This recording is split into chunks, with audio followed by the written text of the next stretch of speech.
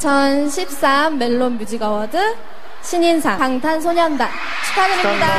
축하합니다. 2013년 데뷔해 그의 가장 주목받는 신인으로 부상하며 멜론 어워즈 신인상을 수상한 방탄소년단. 그들이 2015년 본격적으로 인기가 상승하며 I Need You로 첫 국내 음악방송 1위를 할 때까지만 해도 이들이 세계적인 스타가 될 것이라고 예상한 사람은 거의 없었을 거예요. BTS의 능력이 부족했다라기보다는 그만큼 아시아인으로서 글로벌 대중문화계에 이름을 알리기가 쉽지 않았기 때문이죠. 글로벌 문화의 중심은 미국과 유럽이지만 그중 영어권 문화가 최중심이라는 것은 반박하기 쉽지 않아요. 그렇기에 아직 노벨 문학상 수상자를 배출해내지 못한 한국 문학계로서는 한글을 번역했을 때의 이질감과 한국의 번역 수준을 성토하는 의견들도 많은 것이 현실이랍니다. 그만큼 대한민국 언어인 한국어로 만든 창작물은 세계로 뻗어나가기 쉽지 않다는 거죠. 노랫말이 들어간 음악 또한 그 범주 안에 속해요. 아무리 듣기에 좋은 음악이더라도 따라 부르기 쉽지 않고 딱 들었을 때 노랫말의 의미도 전달되지 않는다면 대중화되기 쉽지 않은 거예요. 2012년 가수 싸이의 강남스타일이 발매 2달 반 만에 유튜브 조회수 3억 건을 넘기며 전 세계적으로 인기를 얻었어요. 전 세계인이 강남스타일을 외치며 그의 춤을 따라 췄고 수많은 기록에 한국인 최초라는 타이틀을 새겼었죠. 국내 방송에서 외국인 인터뷰를 하면 Do you know 강남스타일? 이라는 질문이 단골 소재로 등장해 부정적인 여론이 생겨난 것도 사실이지만 이런 질문은 우리나라의 대중문화가 충분히 경쟁력이 있는데 다른 나라 사람들이 몰라준다는 억울함에서 생겨났을 거예요. 아무튼 싸이가 강남스타일로 세계를 들썩이게 했지만 강남스타일을 아냐고 물어보면 예스를 외치던 외국인도 그 노래가 어느 나라 노래냐는 질문엔 쉽게 답하지 못하는 게 현실이었죠. 언뜻 이해가 안 가시는 분들은 1990년대 우리나라뿐만 아니라 전 세계를 들썩이게 했던 마카레나가 어느 나라 노래인가요? 라는 질문을 받았다고 생각하시면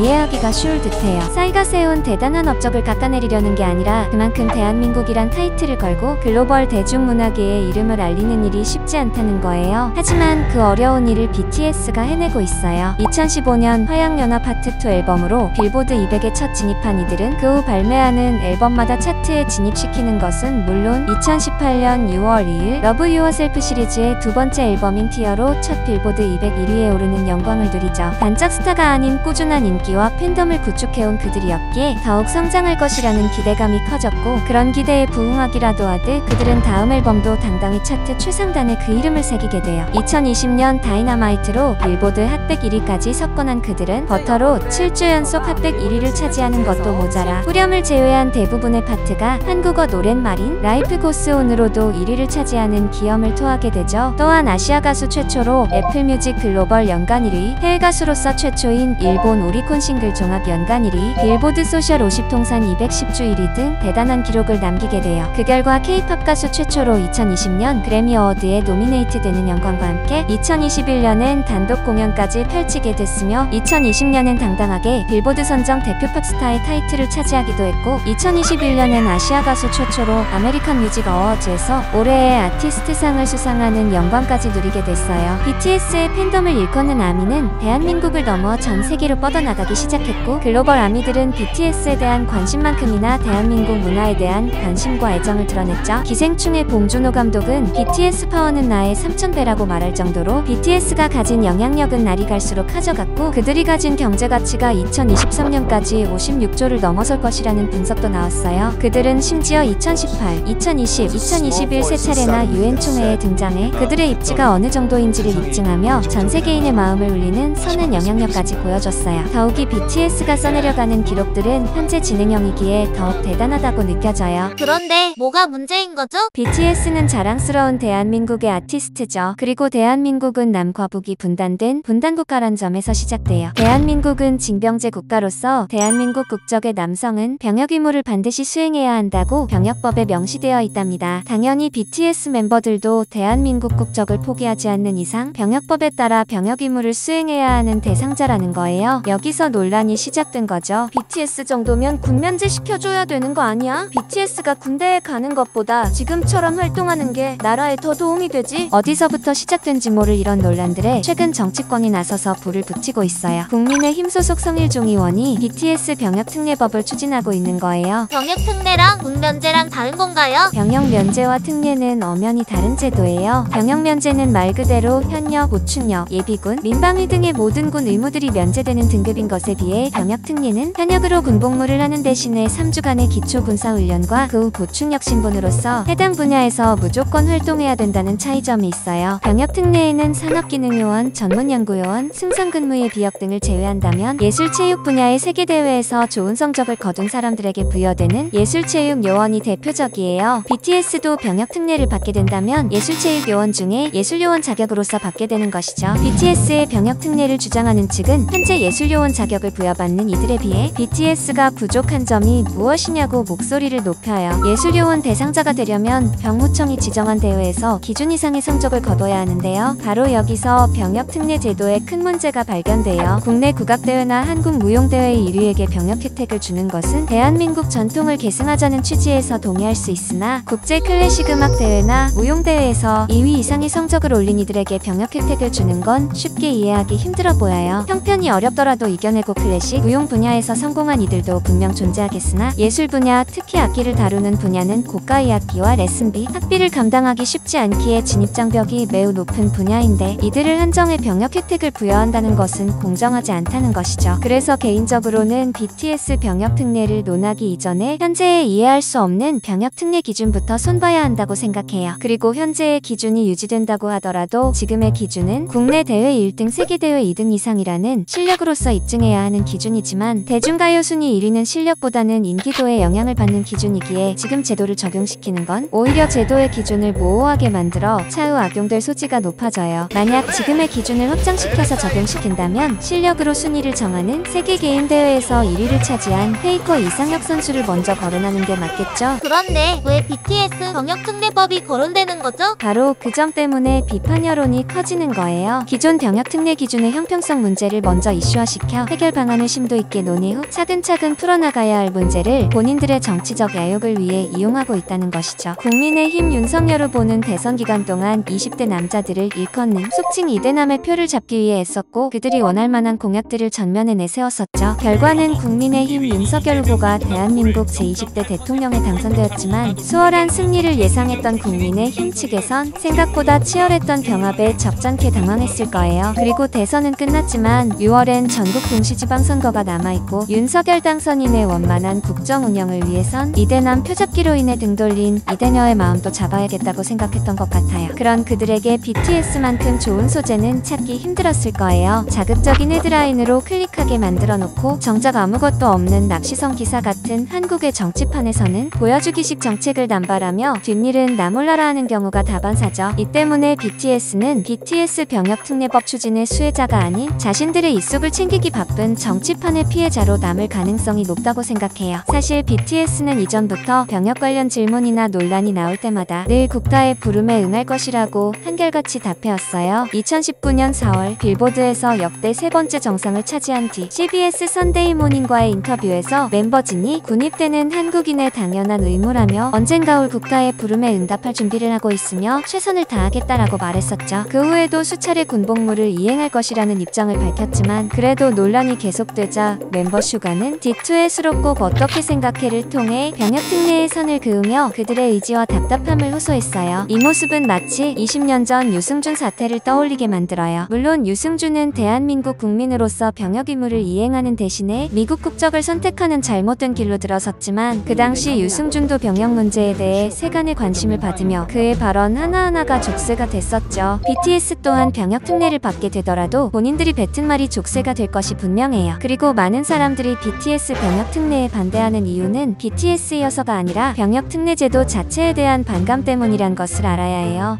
대중문화 예술인을 대체 복무를 허용하는 예술체육요원 범위에 포함시키는 개정안인데 이거 통과가 가능한 겁니까? 이 문제는 두 가지로 좀 봐야 합니다. 하나는 공평하냐, 두 번째는 국가의 도움이 어떤 게 크냐, 국익이 어떤 것이 도움이 되느냐를 봐야 되거든요.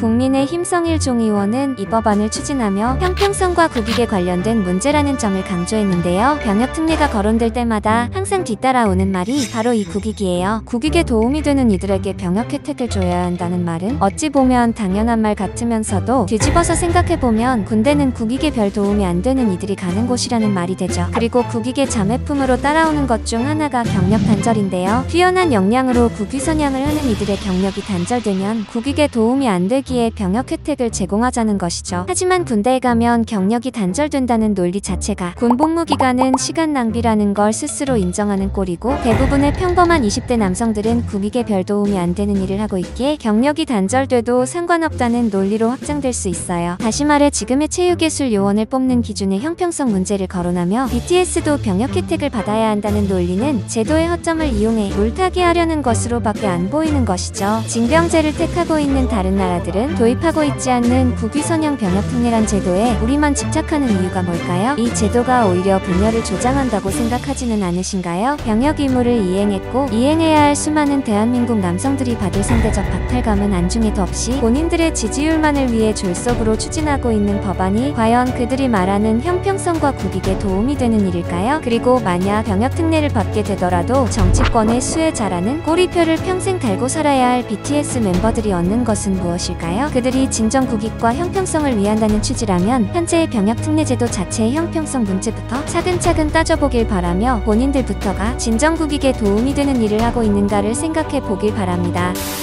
영상이 도움이 되셨다면 구독과 좋아요 부탁드려요.